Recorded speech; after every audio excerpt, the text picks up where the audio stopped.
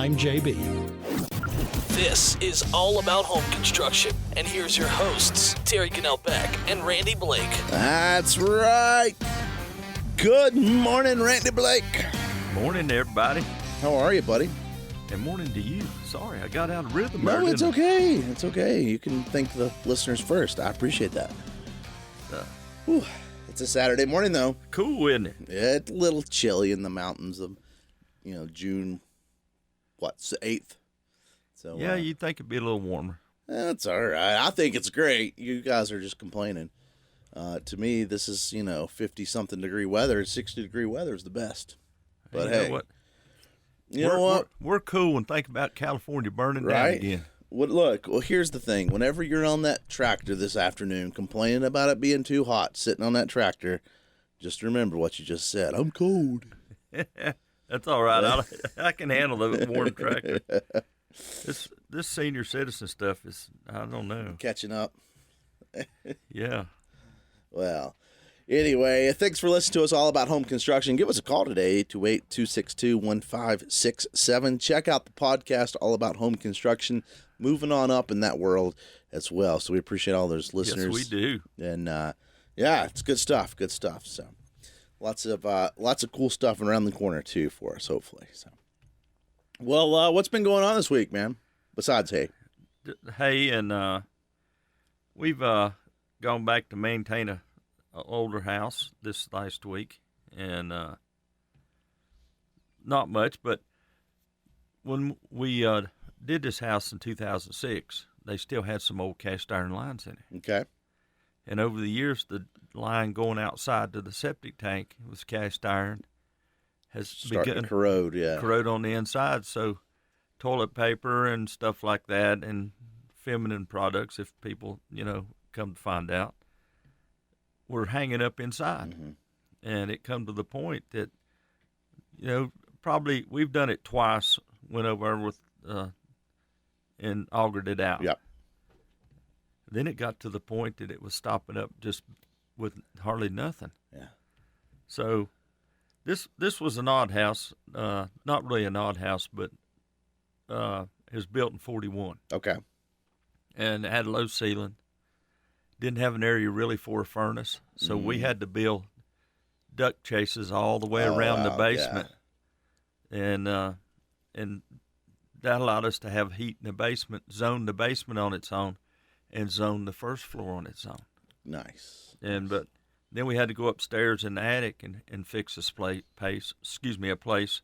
So we had a third unit. Right. Okay. And what I mean, that was the second unit in the main house. Second, then we have another section of the house that there's no way to get ductwork in, and that's the first time I ever used a mini split. That's what I was getting ready to say, mini split. Okay. But getting back that they had to have a company come in and take this cast iron line out. Mm.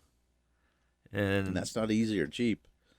No, but they used Dobiers out of Ashe County, and they did a fantastic job. So we've been having to go back and put the drywall in and the insulation in and everything. And this house was the first house I ever worked on that had a poured foundation. That's cool. And it was all made out of river gravel. Wow. And, Neat. And we did find a crack in it, and it in one section of the house. I mean, it did crack as much as 3/8 of an inch. Right. We sealed it up. That's when we used Solar Seal and packed the hole with it. And when we redid the house, it was actually dry weather, so we never had any problems with it. Nice. And then over the years, with more rain, we started getting water in the basement. That's what I was getting ready to ask. Okay. But it was coming from an area, the vestibule of the house. Okay. And there's no way to get underneath it. Ugh. And so there's no way to put a drain line. See, we put a drain line on the whole back. Right, okay. And down one side. Mm-hmm. And so we stopped all that water that way. But in the front of the house, I don't know how to explain it, but with the main entrance, the water would seep in on each side of it and come down inside that chamber where this ductwork we built. Ugh. So we had to go back and put take the framing down on that one, and we had to put a sump pump in. Right. And so that we put a sump pump in it, and Tar Heel Basement Solutions put one of those 92 pints a day dehumidifiers in it. Okay, one of the big ones, yeah. But what it was doing was getting the air inside the living area. Mm-hmm. It, So it wasn't catching the outside before, or yeah, that and chambers, these chases right? and stuff. So what we did on that was we added a fan on each side, and we put humidistats on. So when it kicks up, So if the humidity comes after, if the sump pump's taking care of the water, but you still got moisture in there, Right. so the humidistats come on and push the air around the basement, around the inside chases to the dehumidifier, and that's how we keep the Okay. water out. So are you pumping the air in the chases or out of the chases? No, we're pumping in. Okay, that makes So- sense. so we're So you're forcing getting it the around. dry air in and pushing the pushing the And wet. believe it or not, it's working good because when they cut the wall out to put this cast iron in, there Mhm. was no mold in the walls. Good. So it was Nice. just luck. How about that? That's cool. Well, those cast iron drains or lines are rough because they'll work really good until they don't, right? And then I mean they'll collapse, they'll stop up, and thing is you really don't know where they get messed up in the whole, especially as it goes out of the house into the septic tank. I mean you could go 20, 30 feet sometimes, and Well, this one probably went 20 feet. yeah. So, it's like where at in that spot. And so I guess I say that, like, you can't just dig a hole and patch a spot. I mean, it usually turns into replacing. Yes. So that's what we've been doing, is working on the walls this week. Nice. And it's actually an expensive job because it takes an hour to drive to get there. But we still maintain the house. That's They're still good customers. Well, cool. And believe it or not, we took an old house in 1941 and we made it energy efficient. That's pretty cool. That's the best part of it. And So that's Buck did the insulation for us, did spraying, nice. the bib system. That's pretty cool. Well, I mean, and that's probably why it's such an efficient house now. You're able to get in there and put that in, especially an older house like that if it even had any kind of insulation, it was all settled to the bottom, I'm sure. There wasn't. The upstairs had some insulation Okay. where they remodeled the back wall. Okay, yep. This house. Another thing about this house is when we first started, the furnace was downstairs, and I have no idea how they got this furnace downstairs. They put it in before the house? Well, I mean, they slid it down the stairs. Okay. But the point of it is, it was a big cast iron burner in it, Oh, yes. and it was wrapped in concrete. Dang. Wow. And the house was held up with 4x4s, Locust 4x4s, Yeah. and over the years they had little concrete pads Right. up about 4 inches off the floor, so they had dry rotted and actually started to settle on the house. Yeah.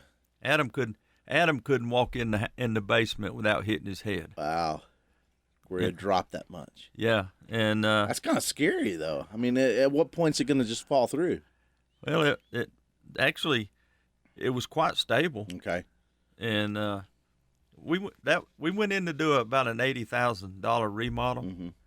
and got to look and had termites in the floors. Ugh.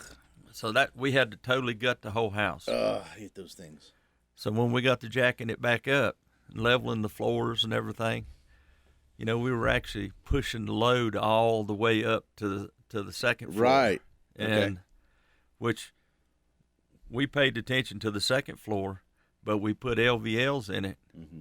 and within a week and a half, the LVLs had sagged.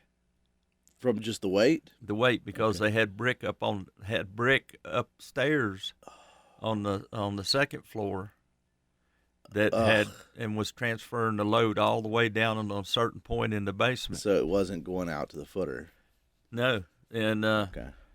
I just don't know how this house held this up. That's funny. And so we got it jacked up. We put steel flitch plates in Okay. all the way from one end of the house to the other. But we had to cross doorways and put flitch plates in doorways, and then transfer the loads all the way back up to the roof line. And she ain't sagged a lick now. So I was getting ready to say, but she's solid now. And Wow, that's a lot of That's a lot of like creative engineering, you know. It's on those remodels like that. Like, it's one thing to come in and have a plan, right? I mean, we've talked a lot about plans the last several weeks, right? But on a remodel like that, like you have a goal, but when you open up a wall or something that you can't see, especially the older houses, you don't know what's behind that wall, and you don't know what it takes to get it to where you want it. Correct. And that's We had 2 baits that were holding up the second floor. Mhm. They asked us to take a wall out, right. and so we took the wall out. All right, and the 2 baits were spanning 18 foot long in one section of the house, the floor system. Wow. So I mean, there wasn't any codes back then to do it, Yeah. and so the homeowner said, "I like the way the ceiling sags in the rest of the house. Do you think you can match it through the whole house?" They wanted it to sag. No, they wanted us to hold the sag. Oh, okay. And I said, "Do you know Mrs. Kendall?" She said, "Why?" I said, "Because she asked the same thing on her house." And that's another story.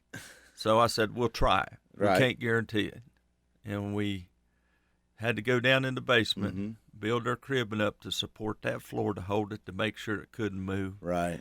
Then we come up to the next floor, and then we raise. Now, in these older homes, sometimes you can't use a level, sometimes you can't use a laser. Right, because nothing's squared. Yeah. So we used a string, and we were able to build a truss upstairs in the attic that traveled to a load-bearing wall, and we held that whole roof load and everything in that second floor load, Nice. and it still has a sag and it's never give. That's cool. That's cool. It's not often that you want to see that sag, is it? No, but we also, like I said, we had another homeowner that their house was built between 1825 and 1850. You've heard me talk about it. And she said, "Randy, could you please leave the sags upstairs in the attic or in the second floor?" And I'm going, "What?" So if you walk in the house, Yeah. that house actually leans about 2 degrees front and back on the original section. Okay. And then all the ceilings are flat and level. And then when you go upstairs in the old bedrooms, they all have the dips in the dips. floors. That's cool. That's pretty cool. Well, some of those, I mean, there's a lot I think that goes into those old houses. Like they were using green lumber for one. Correct. That doesn't help the sags and bows. But then just the weight distribution. There wasn't the science behind it that we have today. No. So cool. We'll take a break. We'll come right back right after this. Thanks for listening. Are you ready to level up your home construction game? Obviously, you've subscribed to All About Home Construction. Now we would like to ask you for some support. You can be like Dave, Bill, and Skipper and help support All About Home Construction. The links are in the show notes. That's right, All About Home Construction here on WATA. Thanks for listening to us. Yeah. All right. So, again, hey, before we get into the rest of the show, Randy, don't forget, next weekend, if I'm getting hungry, I can go to the VFW, right? Yeah. Last year, the vets did the cooking on the barbecue and the brisket. Mm-hmm. And we run out of brisket 2.5 hours ahead of the schedule, which that was the first time they ever tried it. Sure. Okay. And so we're going to have barbecue and brisket, and hopefully we will not run out of brisket because we're going to buy about 60 pounds. Mm. That's what a case is. Okay. And the pork went over great.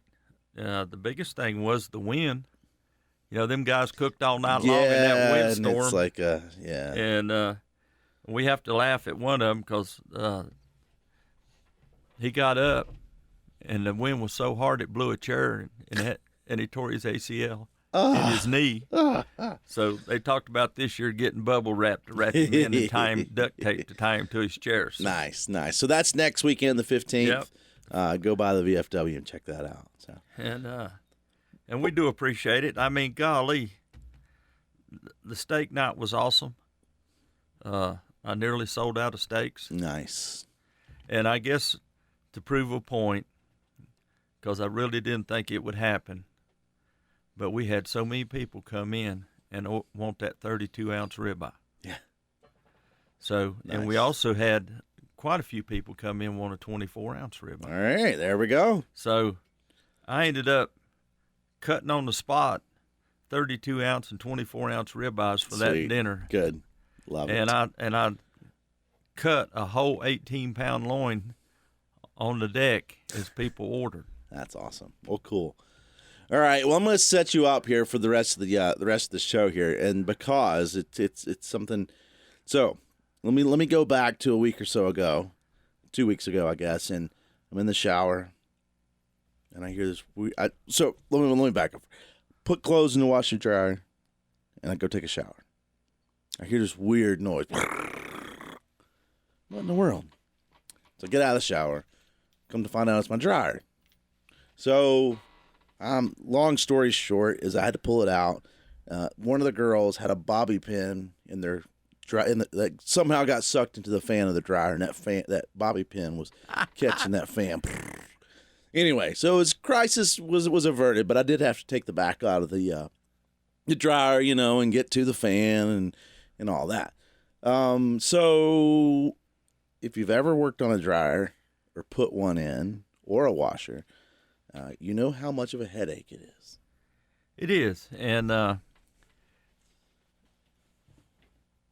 that goes back to the designers on your home. Right.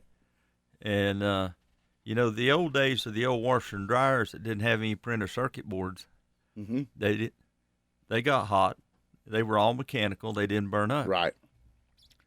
And so I have a friend of mine, and that's what he does for a living is he makes repairs on appliances. Okay. All right. And one of the biggest things, his complaint about appliances is these designers and architects are drawing the areas too small. Mm-hmm. And you have to be able to get in there and work on stuff. Right. All right. And if it's a stackable unit that is in a tight area, he says you never are able to get the dryer vents fixed correctly. Well, see, that's my thing, and to me, my experience is more than just. It's not just the stackable, right? It's how many times have you, for whatever reason, right? Now, I'm going back to my floor days, right? We used to have to plug into the dryer outlets for the higher power, and so a lot of times you have to pull the dryer out just enough to plug in, but you go to push the dryer back in, and you look back, and now you've knocked the vent off. Or you've put a kink in it, Yeah. and then if you do that, then you turn around and leave it, it'll be all right. Well, it won't be all right because it increases the heat in Yeah. the dryer, which increases the heat on the printer circuit Mhm. boards. And when they blow, a printer circuit board can cost as much as a new dryer does. Right. And we were talking about warranties and stuff. Well, we all grew up with durable, good warranty being 5 years. Right. And me and Deb's been married 43 years, and we replaced one appliance 28 years after we got married from Sears, Kenmore. Right. Yep. All right, and that was a dryer. Mhm. And then a few years ago, about 8 years ago, we finally replaced the washing machine. That's cool. All right, but with these new units that have all these boards and stuff in them, they need more room to have more air Yes. to be cooler.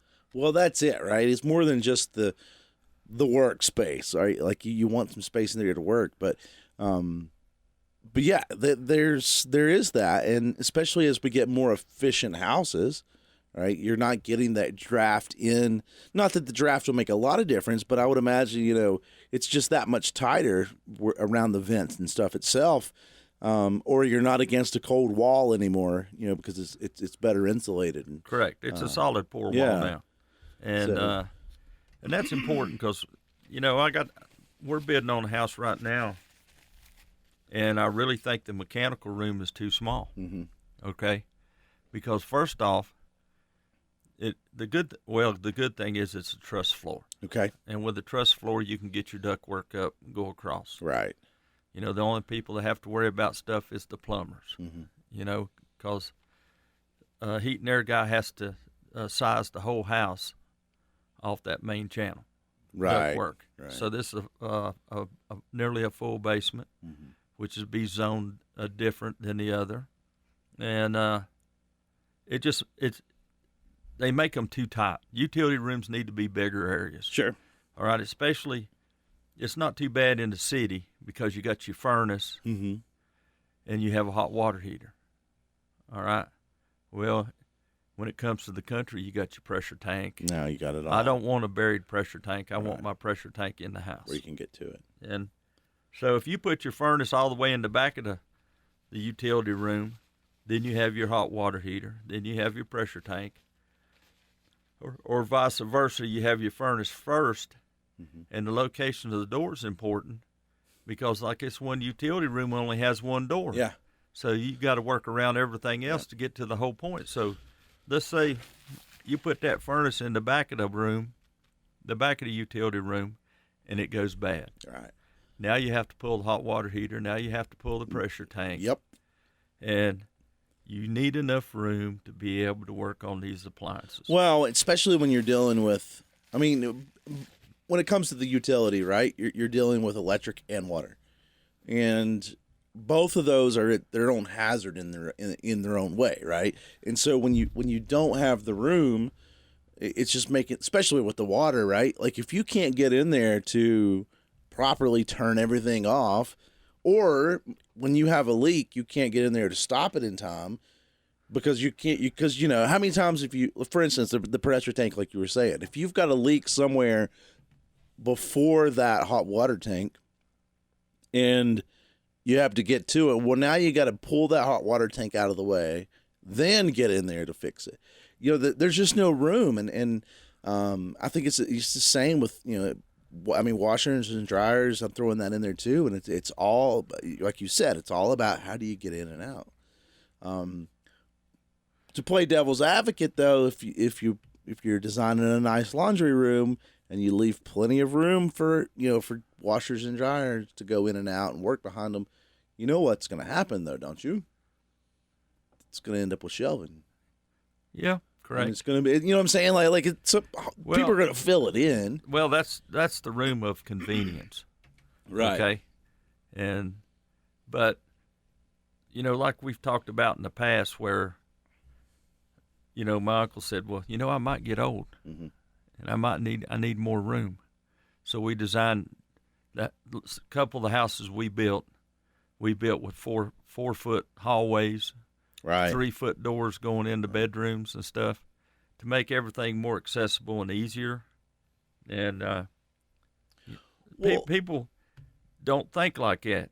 Well, here's the other thing too is, as far as like the everyday user, a lot of times, you know, washers and dryers are in this little laundry area, and it was a closet basically, and you've got pocket doors, you've got bifold doors, and there's really no room. I mean, I know of many houses I've been into where you really didn't have the room to pull the clothes out of the dryer or washer and put them in the dryer. Like it was always a hassle.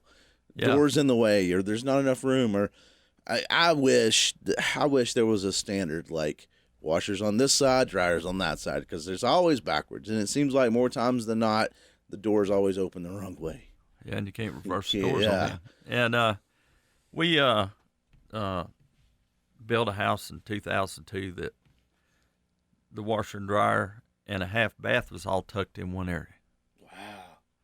And now you got toilets and everything in the way. So, yeah, and we had to change the plumbing on it, where the washer discharged further down the pipe than it did on the toilet, so that when you flush the toilet, let's say the washer was going off, yeah, I see what you're the washer yeah. was draining, and then you flushed the toilet at the same time, you wasn't getting back feed from the pressure of the washer. And that. Hey, Randy, I love your water fountain in your toilet. And so, you know, that's things that we have to deal with. That, yeah. You know, me as a contractor, I'd forgot about that over the years happening. And sure. Well, so when you're looking at the design and the building phase, ideally, what like, okay, you got a little closet for a washer and dryer. What do you need space wise to get back in there? I mean, what ideally would be the best setup for a washer and dryer? Well, my repairman says that on a stackable unit, Mm-hmm. he wants an extra foot on each side. Okay. First off, so he can slide it to one side, Yes. and Well, you can slide, and then that way, if you've got tools, especially, right, it really gives you well, close the to 2 foot biggest of thing play. is being able to hook your water lines up, and the most important is your dryer vent. Yeah. Okay, because if you can't, if your hole is too small, you got to take your stackable unit. Which you take your stackable unit apart anyhow, then you put your dryer on top, and if you can't get behind it, then you pinch the hose. Right. Or if you're running a solid rigid into it, you don't get it attached correctly, and you got an air leak. Mm-hmm. So if you got, what happens if you have air leak? Moisture. Moisture's going to come in, in the especially basement. when you're dealing with that, because you're dealing with hot and cold right there. So it's going to condensate even more. So, it really helps if designers will get together with heat and air people, appliance people, and to build a functional house that is not too tight. Yeah. Everybody's got to have a closet in every room. Yeah. Sometimes you might have to give up a few inches. Well, what kills me though is, like I said, as far as my experience, like just the other day, like I said, I'm pulling it out. I go to push the dryer back in, and it's getting hung, and I realize what it's getting hung on the vent itself. Like it's not lining. It pushes it out, and I hate dryer vents. One thing that I would like to do, and I think if I ever have an issue again like this, and have the time to install, I want to put in one of those magnet dryer vents. Have you seen those? So it's like, all right, you know how the vent goes into the wall or floor or whatever. It depends on your setup, right? It's a little flange that goes into the wall, but it has this rubber. I mean, not rubber. It has this like magnetic plate, I guess you would say, around it, and so then the vent itself from the dryer has an attachment on the other end, and so they're both magnetic. And so when you push it back, you don't have to right now you have to insert the hose, the vent over the wall, right? Like you have to insert it over that flange to get it in, or inside or whatever. But this is a magnet, so you just get it close and it'll line everything up for you. What is it called now? It's a magnet. It's a dryer vent. It's probably got a better name, but it's a magnet dryer vent. And it's for the hose back. It's really cool. I've not used them, but I have seen videos and stuff, and it's like, man, this is genius. So it's just so think about it when now you climb back there now, and you got to tighten up the little clamp for the hose, and it still doesn't work right, and blah blah blah. But this is just a little magnet, and so once you get it close to the wall or whatever, right, it's going to suck in there with that magnet. And line everything up. Wow. It's great. It's a great idea. Oh my goodness. I saw the videos. I'm like, this is the best thing ever. Because I hate moving dryer vents. It's probably, man, I would rather like redo an entire bathroom, I think, than work on dryers. Ugh. And washers. Because washers are the worst too, right? Well, that's just it. And that was the reason that was brought up, was because of people that do it for a living, make the repairs. There's no way, man. Oh, I feel bad for those guys. I wouldn't do it. Well, I mean, we do install, but I don't even like to install them. But at least then you're in and done. But I hate working on dryers. And and washers too. Washers are not fun because even though you turn water on and off, it seems like there's always more water. And it always leaks, or there's always whatever. I had an issue one time where the water didn't turn all the way off. And so, I go to replace the washer and the turn the water off, pipe coming out. Unhook everything, and there's water coming out. I'm like, oh, it's just a little bit in the hose. Water's still coming out, and I got to find out that that the cutoff didn't quite close and cut off, and so which had to turn the water off to the whole house. No big deal. Got it all fixed, put it back in, and realized that when I threaded the hose back onto the back of the washer, I don't know if I misthreaded it or what, but there's water squirting out everywhere from the hose.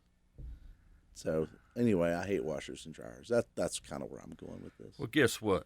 I just sent you a picture Yeah. of a dryer vent install.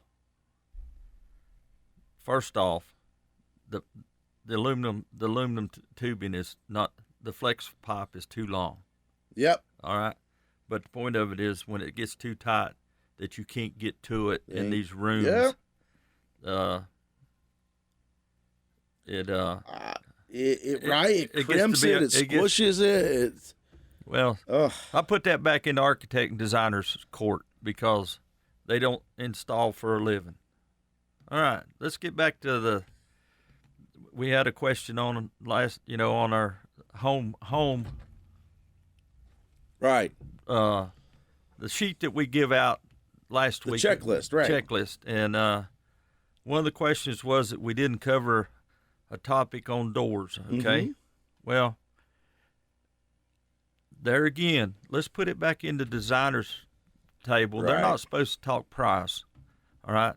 Even a contractor's not supposed to talk price legally. Like you always have the homeowner, well, how much does a house cost? Right. Well, none of the houses are alike. Right. All right. What's your lot look like? So legally, we're not allowed to say, well, this cost X amount of dollars. Mm-hmm. All right. Because there's so much that goes into it. That's right. Because we've been in court cases where the homeowners is going, well, you told me it's going to cost this. Yeah. Not me personally. Okay. Right. But I'm just saying, and then it doesn't turn out to cost that. Exactly. All right. Yeah. So the homeowner expects the contractor to build that house for that. Mm-hmm. All right. And to give an example, the other day, I got a price on 8-inch block being laid. Mm-hmm. It's $6 a block now. I hadn't found out how much a block is, but labor has gone up. Right. Okay. But let's get back to the question that was asked about the cost difference in doors, because we had a set of plans come. Right. And the designer drew all pocket doors in. Mm-hmm. And I asked the homeowner, I said, do you really want pocket doors? And they said, well, no, they look good in the drawing. Right. So to give you an idea on the cost of a pocket door, and I used the 3.0 door, okay? A pocket door frame alone for a 3.0 door is $186 for the frame alone. That's just the frame. Just the frame. That does not include the door. Ooh. So if you turn around and you want to use a door slab, let's say a Masonite solid door slab. Okay. All right, now you're going to take $186 and you're going to add $113 to it because that's the door slab. So you're at $300 all of a sudden. Okay.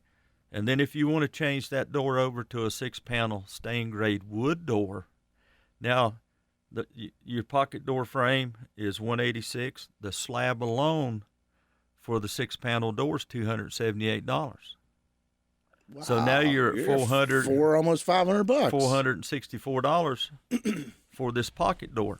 All right, now, then you turn around and you want to put paint grade. Let's say you're going to put paint grade trim on it. Okay.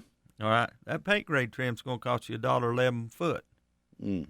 Okay, because they don't And come pre-hung on pocket doors. And you're going to need, let's see, what doors? How big? Well, you're going to need 7 foot. feet. So you're at 14. You might as well figure 16 feet. 16 feet. Okay, so. But then if you turn around and when you use stain grade trim, now that's $1.54 linear foot for stain grade. Now that's only 2 1/4. Right. Okay. So generally 2 1/4 trim is what you use on 8-foot ceilings. Yeah. Once you go to 9, 10-foot ceilings, you want to change over to 3 So 1/4 now trim. you're gonna. So your baseboard raises, all right? And so if you take a cost of $1.54 and $3.50 labor to install that, okay, You got a $600 door correct, for a pocket for door. a pocket door. Okay, so if I just wanted, let's say I didn't want the pocket door, let's say I just want a hollow core, just a regular old off the Pre-hung. shelf pre-hung solid or hollow core door, $169.48 for a pre-hung. and then plus to install it, you're talking. I mean, what installing it's going to be less is what I'm trying to say. The On a pocket door. pre-hung. Yeah. But I will not ever hang a pre-hung. I mean, I'll hang a door with a frame on it, but I Right. will not hang a door with a trim on it. Because it always looks terrible. It never lines up. Well, no, that's not. It's every time you shut the door, it rattles. Okay. Yeah. So, and that was the way the industry did to make things Sure, cheaper. sure. Okay, because you just stand it up, and you hope that your floor, the guy that built the floor, was level and stuff. Right. Have you ever been in a house where you got a pre-hung door there, and one side of the door is 3/8 of an inch Well, that's off what the I was floor? mean by it never lines up. Because I've seen Well, that's that. concrete Yeah. floor. Okay. And I've seen that, but I've also seen where, and it doesn't happen much, but I have seen where the trim, I don't know if it's where it doesn't get installed correctly or it moves, but there's a little bit of a gap behind the trim and the drywall on one side. It's like it's in there at an angle almost. And it's not much, but I don't know. There's been Well, that's times it. I blame that on the door hanger. Yeah. Okay, because he's not paying attention, or he doesn't have a jam saw. Well, Because see, you put another. Yeah. Well, boop boop. Let's back up here. Okay, if you're going to hang a door, you want a door level. yes. All right, you want a level that's over 6 foot tall. Right. All right, so it covers the whole jam side. All right, then you put that pre-hung door up, and you got it. You got your jam plumb. All right, then you come find out you level the top, and then one side's off the floor 1/8 of an inch. Yep. All right, and you've already got your jam side already attached. So now you have to cut the bottom of that door jam off, so it comes down and it's flush to the floor. Yep. Well, and as a guy who's installed many hardwood floors around door jams, you see a big difference. Then you can tell if the pre-hung comes with the trim because you go to saw it off and the whole thing moves. And I was always a guy who, when it comes to jam saws, I never really liked the powered saws. Like I can never get a cleaner. I can get a cleaner cut by hand. Oh, I had one you'd love. It was a Bosch. Yep. The blade was 3 inches wide and 8 inches long, Nice. and it was fine blade like a hacksaw. Yeah, see, and that's where my thing was. I always felt like the blade was too thick, and I always just got a cleaner cut with a handsaw. And when we're only talking, you're not talking about a thick wood you're sawing through. And But I've done it, and it's like it pulls it out of the wall almost. one of the worst houses we ever had, and the footers were level.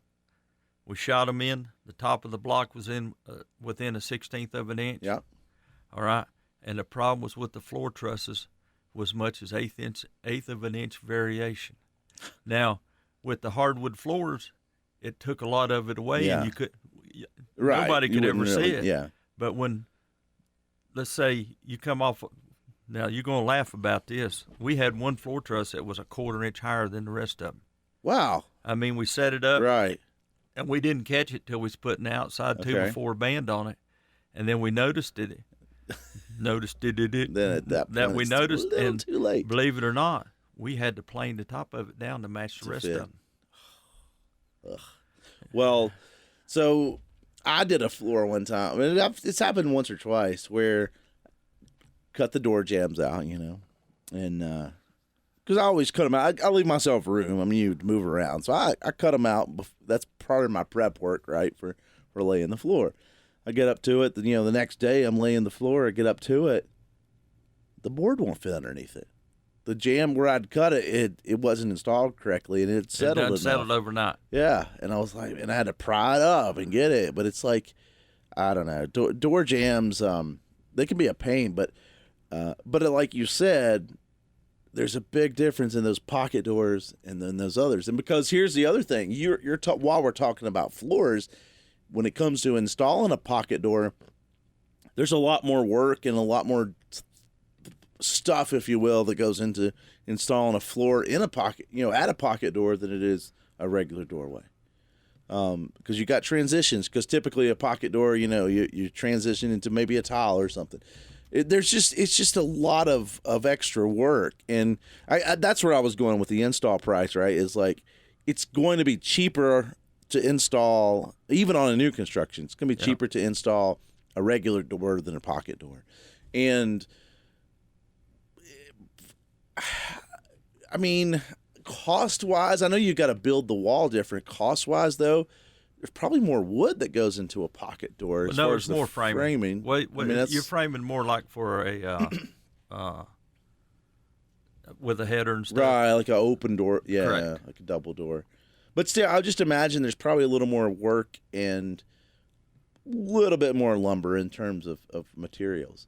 Well, they on a national estimator here, the cost of installing a pocket door, counting the cost of the door, is between $500,000 and $1,000.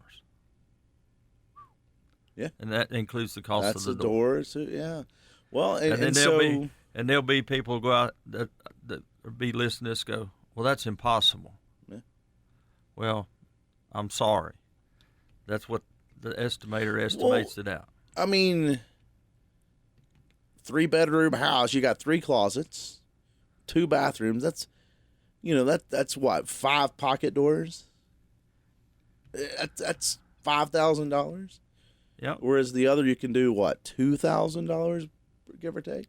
Well, when we do a door, we do, like I said, we do a door with jams. Mm-hmm. All right, we set the door up with shims in it, just like an exterior door. Yeah. All right, you have 3 hinges. Mm-hmm. All right, so for all 3 hinges, there's shims in them hinges to hold that steady. Yeah. All right, and we put them in so they don't move. We take a screw out.